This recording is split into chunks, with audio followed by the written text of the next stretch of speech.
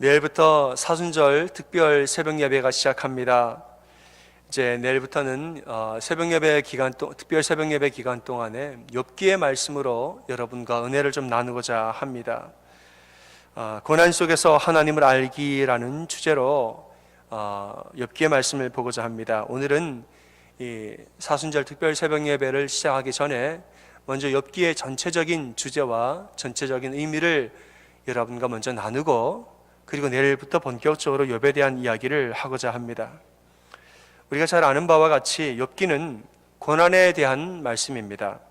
이해할 수 없는 고난을 당하는 욥의 이야기가 나오지요. 욥은 동방 사람 중에 큰 자였다고 말합니다. 하나님에 대한 신실한 믿음이 있었고, 또 사람들을 의로운 성품으로 섬길 줄도 알았고, 또 그에게는 풍성한 재물이 있었고, 그 풍성한 재물을 아름답게 사용할 줄도 알았고, 이 욥은 참 많은 사람들의 존경을 받는 자였음에 틀림이 없습니다. 그러나 어느 날부터 갑자기 알 수 없는 고난들을 연이어서 당하기 시작합니다. 욥이 가진 모든 것을 한순간에 잃어버리고 자신의 몸도 병으로 망가지게 됩니다. 욥은 이런 일을 당하여도 감사하게도 끝까지 하나님을 신뢰합니다. 하나님을 떠나지 않고 부인하지도 않고 나는 하나님만을 그래도 바라보겠다, 이렇게 고백을 하지요. 그런데 시간이 지나면서 고통이 또 길어지면서 욥도 결국은 원망을 합니다. 원망의 시작이 무엇이냐? 하나님부터 원망하지는 않습니다. 욥의 원망의 시작은 자신의 생일을 저주하면서 시작합니다. 아이고, 내가 왜 이 땅에 태어나가지고, 내가 태어나질 말았어야 되나 보다, 왜 태어나서 이런 고난을 당하나. 하나님 원망은 감히 못하고 자기 인생부터 먼저 원망하기 시작합니다. 그러나 점점 시간이 지나면서 결국에는 그의 원망도 하나님을 향하게 됩니다. 욥기를 묵상하면서 우리는 세 가지의 질문을 가지게 됩니다. 첫 번째 질문은 선한 자에게 왜 고난이 오는가에 대한 질문입니다. 아니, 이렇게 신앙생활도 잘하고, 이렇게 주변 사람들도 도울 줄 알고, 이렇게 착하게, 말하자면 법 없이도 살 사람인데, 이렇게 신앙도 좋은 사람인데 왜 그에게 이렇게 무서운 고난이 찾아오는가? 이런 질문이죠. 두 번째 질문은 어쨌든 다가온 고난이라면 그 고난을 어떻게 이겨야 하는가? 욥이 알 수 없는 고난을 당하였는데 그 고난을 어떻게 이겨내는가? 이걸 지켜보는 질문이 있는 것입니다. 이 두 가지의 질문들은 우리에게 다소 익숙한 주제들입니다. 그러나 사실은 이 욥기의 이야기는 좀 더 근본적인 세 번째 질문이 있습니다. 바로 고난의 이유를 모르더라도 너는 끝까지 하나님을 예배할 수 있는가에 대한 질문입니다.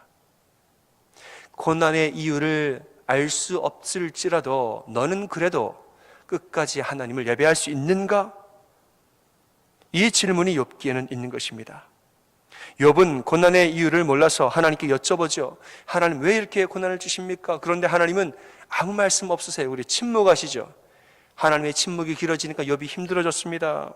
그런데 하나님이 이 욥기 마지막 부분에 가서는 이 4장에 걸쳐서, 4장에 걸쳐서 하나님이 말씀하시는 부분이 나옵니다. 그런데 이 말씀 속에도 고난에 대한 명확한 이유를 말씀하지 않으십니다. 우리는 그 이유를 알죠. 우리는 성경을 읽으니까 성경에 다 나와 있습니다. 초반부에 보면은 이 하나님이 사단에게 욥을 시험하도록 허락하시잖아요. 그래서 욥이 고난당하기 시작하는 건데 우리는 알아요. 말씀 읽으니까 우리는 전후좌우를 맥락을 다 안다는 거지요. 그런데 하나님은 이 이야기를 욥에게 한마디도 안 하세요. 그 욥도 이 얘기에 대해서는 끝까지 몰라요. 우리만 알죠. 우리는 알지만 욥은 끝까지 모릅니다. 그런데 욥은 끝까지 하나님을 예배합니다. 욥은 죽을 때까지 이 이유에 대해서 몰라요. 그때 왜 내가 그런 고난을 당하였었을까? 끝까지 몰라요. 그런데 앞으로 다시는 안 물어봅니다. 안 물어보면서도 이유는 모르지만 그래도 욥은 끝까지 예배했다는 것이지요. 욥의 핵심은 뭐냐? 욥기의 핵심은 뭐냐? 바로 이것이라는 거예요. 어쩌면 이것이 우리들의 실제 마음과 가장 가깝지 않습니까? 성경에서는 고난에 대하여서 많은 대답들을 주고 있습니다. 우리는 설교를 통하여서 듣습니다. 우리가 당하는 고난의 이유는 이것입니다. 성경에는 많이 나와 있습니다. 우리는 성경 공부하면서 배우고 믿음의 선배들로부터 조언을 얻고 또 권면을 받으면서 우리는 고난의 이유를 많이 알고 있습니다. 그런데 막상 우리가 고난을 당하면 그 모든 이유들은 우리의 머리에 머무르지 마음으로 내려오지를 않습니다. 내가 다 알아요. 다 아는데 그 모든 고난에 대한 이유와 우리가 알고 있는 지식과 우리가 알고 있는 믿음의 고백들은 내가 고통을 당하면 그 순간부터 머리에만 머무르지 마음에 내려오지를 않습니다. 실제로 지금 내 마음이 아프고 지금 내 몸이 아픈데 나의 사업이 무너지고 나의 가정이 무너지면 우리 자녀에게 어려움이 생기고 내 심령 가운데 힘든 일이 생기면 우리는 대개 그 고통을 먼저 느끼게 마련입니다.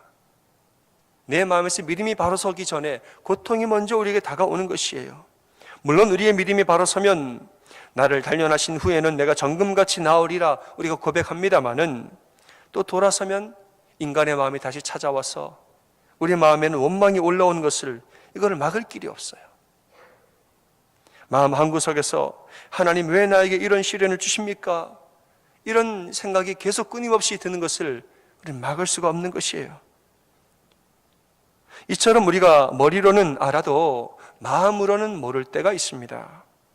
그런데 놀라운 것은 그럼에도 불구하고 우리는 계속 하나님을 예배한다는 것입니다.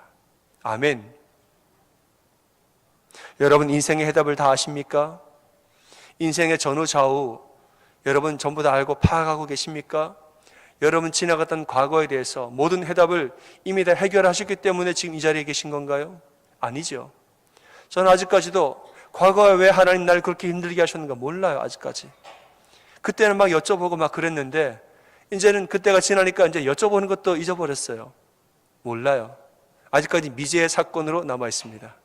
그런데도 우리는 여전히 하나님 앞에 나와 예배합니다. 맞습니까?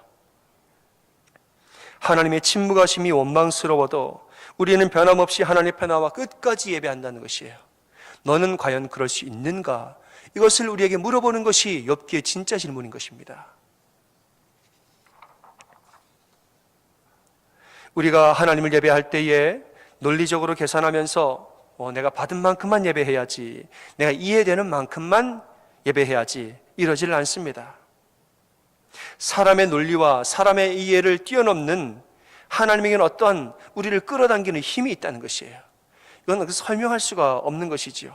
우리가 전능자 앞에 나아가서 기도하면서 그분을 찬양하도록 우리를 만드는, 우리를 끌어당기는 어떠한 힘이, 보이지 아니하는 그 힘이 하나님께 있다는 것이에요. 설명할 수 없는 어떠한 힘이 우리를 하나님께로 끌어당긴다는 것이지요. 그것이 무엇입니까? 이게 바로 은혜입니다. 하나님의 은혜가 우리를 끊임없이 하나님께로 끌어당긴다는 것이에요. 우리가 하나님 앞에 나아가서 기도하면은 고난에 대한 해답을 다 주시지는 않아요. 그러나 그 고난을 이길 힘을 주시는 것입니다. 그것이 은혜예요.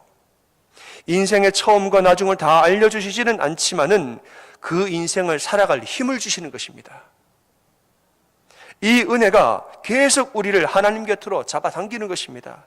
이 은혜가 있기 때문에 우리는 계속 하나님 앞에 이유는 모르지만 설명할 수는 없지만 계속 하나님 앞에 나아가 예배하기를 그치지를 않는 것입니다. 이것은 보이지 아니하는 성령님의 이끄심입니다. 김기성 목사님의 욥이라는 책에서는 이어령 전 문화부 장관의 이야기가 인용되어서 나옵니다. 이런 이야기를 썼습니다. 이어령 선생님은 사과가 떨어지는 것을 보고 중력을 발견했던 뉴턴에게 찬사를 보내면서도 자기를 더 놀라게 하는 것은 다른 데 있다고 말합니다. 대체 어떤 힘이 나무를 위로 올리고 열매를 맺게 하느냐는 것입니다. 뉴턴은 사과나무에서 사과가 아래로 떨어지는 것을 보고 중력이다. 이것을 과학적으로 설명하면서 논리를 만들어냈죠. 그것도 아래로 끌어당기는 힘을 발견한 게 물론 다 알고 있는 사실이지만 이것도 놀라운 일이에요. 그런데 더 놀라운 것은 이렇게 끌어당기는 힘이 강함에도 불구하고 어떠한 힘이 나무를 위로 밀어올리냐는 것이에요. 이러한 중력이 있는 세상 속에서도 어떤 힘이 있길래, 어떠한 능력과 어떠한 이끄심과 어떠한 당기심이 있길래 나무는 계속 위로 자라나는 거예요.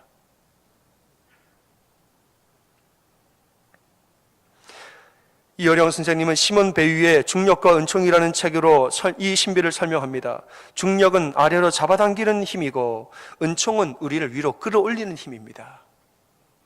세상에는 두 가지 힘이 함께 작용하고 있다는 것이지요. 여러분, 우리를 아래로 당기는 힘이 무엇입니까? 세상의 불완전함들입니다. 불완전한 나라는 존재가 불완전한 세상에서 불완전한 사람들과 함께 살아가니까 우리는 실망하고 낙담합니다.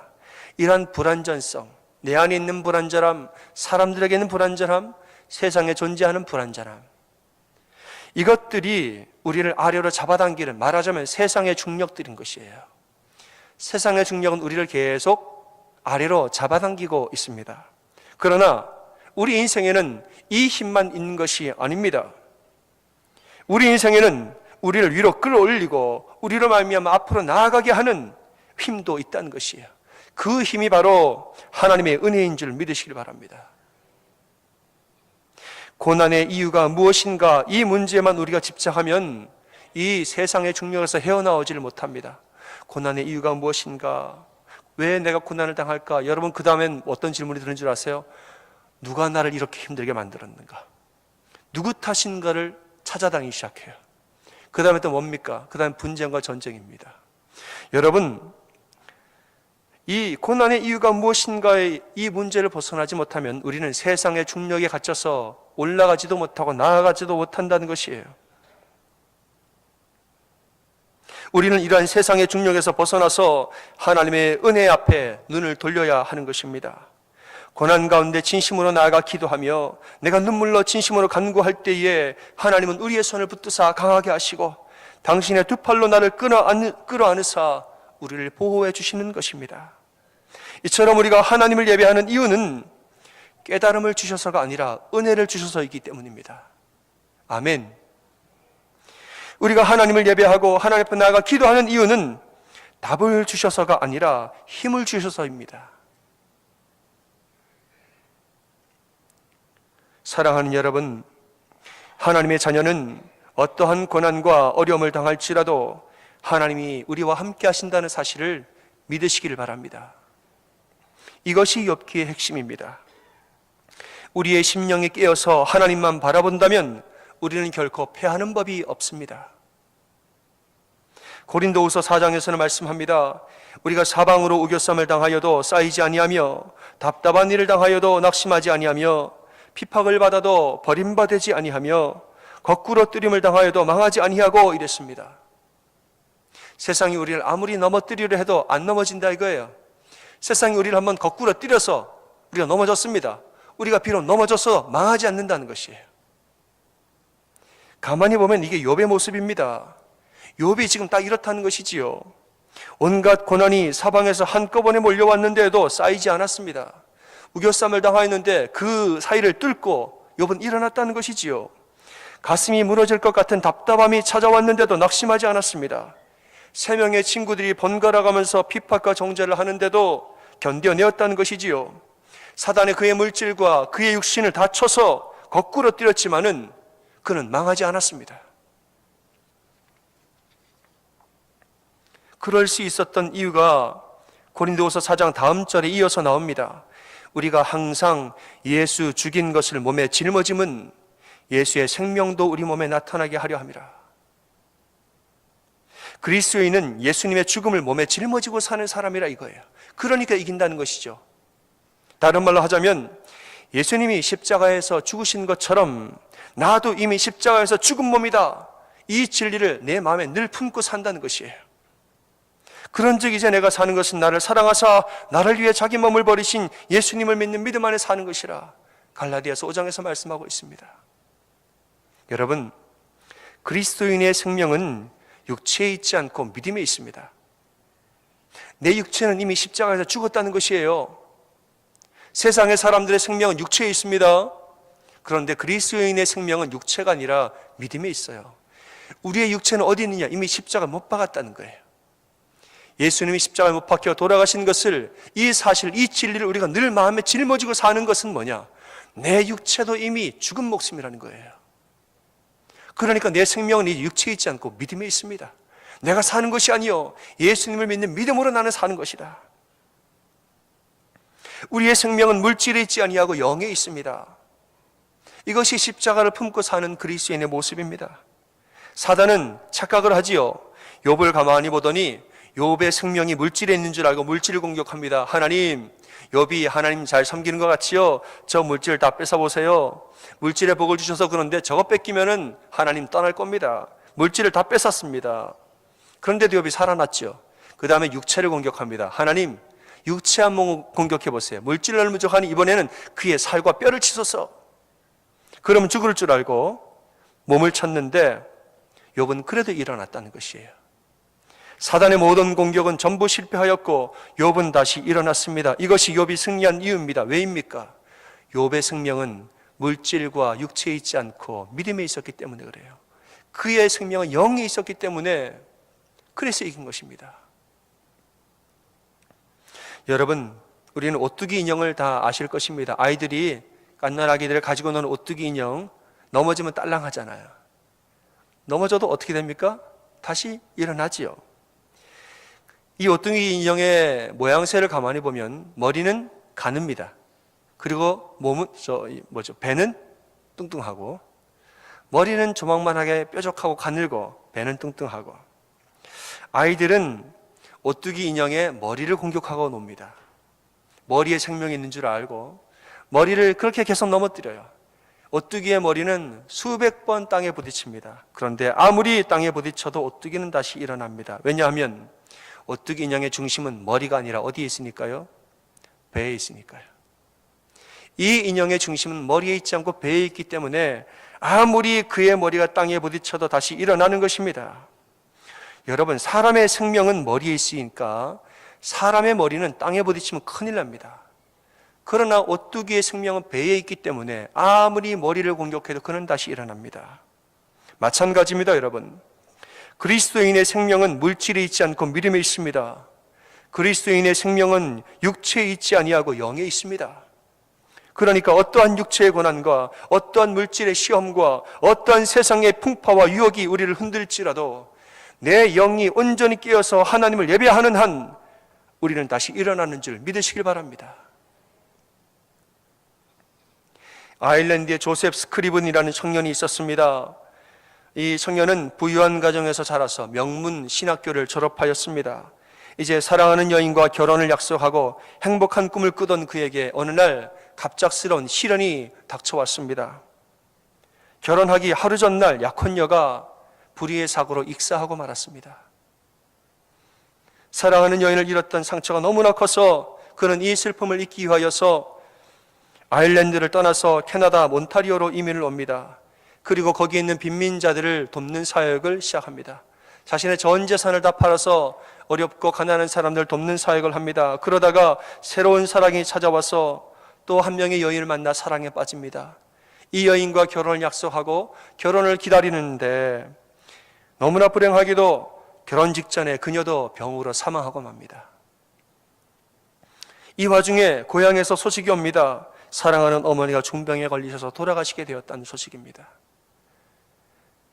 여러 가지에 감당할 수 없는 부유하고 행복하게 살던 이 청년이 여러 가지 인생의 풍파와 고난을 마주대하게 되는데 여인의 죽음과 어머니의 죽음의 병과 이 소식이 한꺼번에 다가오는데 견디기가 힘들었습니다. 사정상 고향으로 돌아갈 수 없는 그는 절망과 근심에 빠집니다.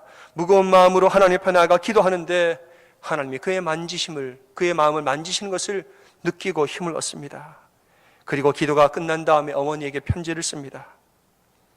사랑하는 여인을 2명이나 떠내보낸 후에 그가 기도하는 가운데 받은 하나님의 은혜와 위로하심을 적으면서 어머니를 위해서 시를 한 편 썼는데 그 시가 뭐냐? 바로 죄짐 맡은 우리 구주, 그 찬송가의 가사인 것입니다. 죄짐 맡은 우리 구주 어찌 좋은 친구인지 걱정 근심 무거운 짐 우리 주께 맡기세. 주께 고함 없는 거로 복을 얻지 못하네. 사람들이 어찌하여 아뢰일 줄을 모를까. 시험 걱정 모든 괴로움 없는 사람 누군가. 부질없이 낙심 말고 기도드려 아뢰세. 이런 진실하신 친구 찾아볼 수 있을까? 우리 약함 아시오니 어찌 아니 아뢰일까. 근심 걱정 무거운 짐 아니신 자 누군가? 피난처는 우리 예수 주께 기도드리세. 세상 친구 멸시하고 너를 조롱하여도 예수 품에 안기어서 참된 위로받겠네. 아멘. 이렇게 시를 썼습니다. 여러분, 시험과 걱정, 괴로움들 없는 사람이 어디 있겠습니까? 부질없이 낙심하지 마시고 하나님 앞에 나와 기도하시기를 바랍니다. 근심 걱정 무거운 짐 아니신 자 어디 있겠습니까? 피난처는 우리 예수님이시니 주님께 나와 기도하십시오. 세상 친구들은 우리의 믿음을 멸시하고 조롱할 수도 있습니다. 그러나 기도하는 자는 예수님의 품에 안기어서 참된 위로를 받는 것입니다. 사랑하는 여러분, 욥기는 우리에게 이렇게 말씀합니다. 너희는 무슨 일이 있어도 하나님을 예배하라. 하나님은 무슨 일이 있어도 분명히 우리와 함께 하시니 비록 내 육신은 후패하나 내 영은 깨어서 하나님을 바라보자. 욥기는 우리에게 이렇게 말씀하고 있습니다. 여러분, 이 말씀을 기억하고 하나님 앞에 끊임없이 나와 기도하는 여러분 다 되시기를 축원합니다. 아멘. 특별히 여러분, 내일부터는 사순절 특별 새벽 예배가 3주간 시작이 됩니다. 이 새벽에 안 나가던 새벽 예배를 나오려고 하면은 육체의 다소간의 피곤함은 있습니다. 없을 수는 없겠죠. 그러나 여러분, 육체는 다소 피곤하여도 우리의 영을 새롭게 하는 일이 더 중요한 것을 믿으시길 바랍니다. 우리의 영이 더 새로워지는 것이 더 귀한 은혜예요. 제가 전에 말씀드린 바가 있지만 여러분, 특별 새벽 예배 하면은 제일 먼저 떠오르는 단어가 뭡니까? 잠, 이거죠. 잠. 특별 새벽에 오십시오 하면 잠은 어떻게 하지? 여러분, 이게 착각이라는 거예요. 이게 우리가 지금 생각을 잘못 짠 거예요. 특별 새벽 예배는 잠이 먼저 생각나면 안 됩니다. 은혜가 먼저 생각이 나죠. 맞습니까? 이게 착각이에요. 착각. 사단은 우리를 이렇게 조종하고 프레임을 이렇게 짭니다. 특별 새벽에 하면 은혜가 먼저 생각이 나야 되는데 잠 먼저 생각이 나는 거예요. 세상의 중력에 끌어당김을 당하지 마십시오. 하나님의 은혜로 끌어당김을 당하여서 하나님께 어떻게 나아갈 생각을 해야지, 안 할 생각부터 먼저 하고 잠을 어떻게 하나, 그러지 마시고, 그래, 내가 이번 기회에 내 영을 새롭게 하자. 내가 어떻게 하면 나갈 수 있을까? 내가 어떻게 하면 이번에 내 영을 새롭게 할 수 있을까? 어떻게 하면 내가 은혜 가운데 나아갈까를 고민하셔야지요. 하루의 시작을 하나님 앞에 올려드리면서 이 하루를 하나님 손에 내가 올려드립니다. 나를 주관하시고 이 하루도 은혜로 살게 도와주십시오 라고 기도하십시오. 이 사순절 특별 새벽 예배 3주간의 이 은혜의 시간들 통하여서 하나님의 능력과 은혜가 나타나기를, 여러분의 삶에 응답의 역사가 일어날 줄 믿고 기도하는 여러분 다 되시기를 주님의 이름으로 축원합니다. 아멘.